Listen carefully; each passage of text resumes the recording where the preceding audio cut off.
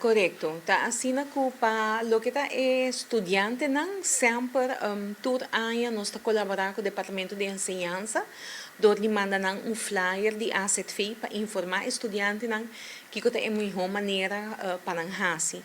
Ta asina ko ay que essa aqui também tá igual, nós temos flyer preparado para mandar estudante nang Departamento de Enseñança tá colaborar conosco, tá dando nang informação.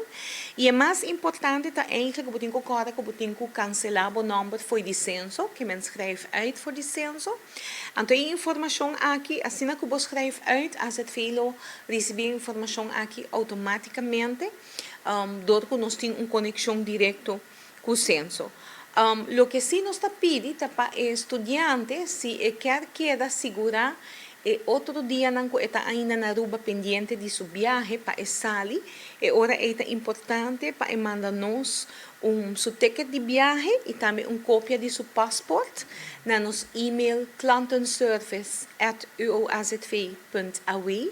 Ante ora é nós por percurar para toch se bambisa su dia na de uitschrijving, dus het schrijft een censo, pero nos está permitido a póliza de asset fee ta queda até o último dia, dus até o dia que está subi avião, desse dia de sua viagem.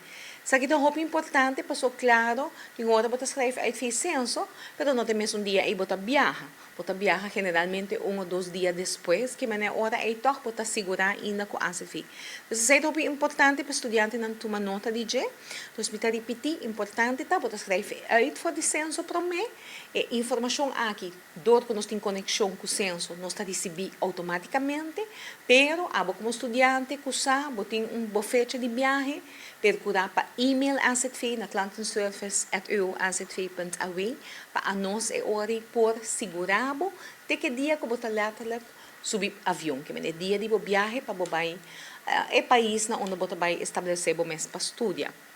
Que é muito importante para tomar nota de Jesse, passou essa aqui também está passando nós tour área. Tem estudante que também tem full preparação, babu, pero para motivo ou outro tá resultado depois que não vai viver mais ou vai estudar a mais e tá decidir que hey, me tá queda Aruba toch. Essa aqui passa nós do passado, verdade? Não sei, me, por exemplo, estudante na última hora lamentavelmente está confrontar crise médico e está obrigatoriamente me queda Aruba. Of a situação está cambia. Então, o que é importante no momento? Corda back para inscrever back. Ok?